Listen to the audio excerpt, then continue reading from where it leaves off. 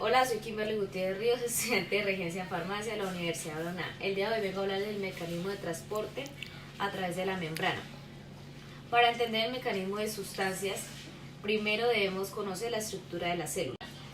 Esta es la membrana plasmática, es la encargada de definir límites celulares, participar en el transporte de moléculas. Además, la membrana es una estructura permeablemente selectiva.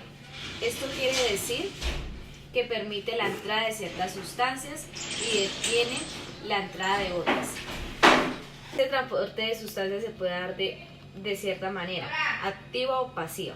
Activa se hará de la forma activa cuando se necesite que la célula gaste energía para poder entrar o salir de esta. La forma pasiva, cuando la entrada de sustancias no requiere de gasto de energía. Ahora voy a explicar el transporte del mecanismo. Hay dos formas que se dividen. Está el transporte molecular bajo en masa molecular y está el alto. Entonces voy a explicar el primero, que es el transporte bajo molecular. Bueno, se divide en transporte pasivo y transporte activo. El transporte pasivo, para entenderlo, tenemos que comprender para que la sustancia pase al exterior de la célula al interior, o sea, viceversa. Debe haber un gradiente de concentración. Por lo mismo, debe existir una mayor concentración de partículas en un lugar que en la otra. En el transporte pasivo, las partículas difunden a favor de gradientes de concentración. Eso quiere decir que las sustancias pasan de un área a mayor concentración a un área de menor concentración, que si no ocurra un gasto de energía, hará esto hasta que estén igual la distribución. Una vez la célula consuma esas sustancias que ingresan, van a haber gradientes de concentración, habiendo menos moléculas dentro de la célula y fuera de estas, así se repetirá el proceso. En el transporte pasivo existen dos formas. Esas sustancias pasan del exterior de la célula. Se divide en difusión simple y difusión facilitada. La primera, la difusión simple. En la difusión simple, las moléculas pequeñas como el oxígeno de carbono y las sales pasan directamente a través de la biocapa fosfolipídica cuando las sustancias que se difunden es agua y el fenómeno se llama ósmosis. En la difusión facilitada son transportadas moléculas de gran tamaño. Por esa razón se necesita ayuda de ciertas proteínas para que las moléculas puedan pasar al interior de la célula. Esas proteínas son dos. Las siguientes son proteína canal. Estas forman canales para donde pasan ciertas sustancias. Las siguientes son proteínas de transporte. Estas cambian su forma para permitir la entrada de ciertas sustancias de proteína en sí para posteriormente entrar a la célula.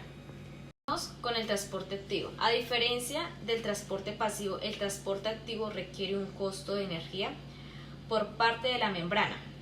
Lo hacen contra gradientes de concentración, es decir, en donde hay menor concentración de sustancias hacia donde hay mayor concentración de sustancias.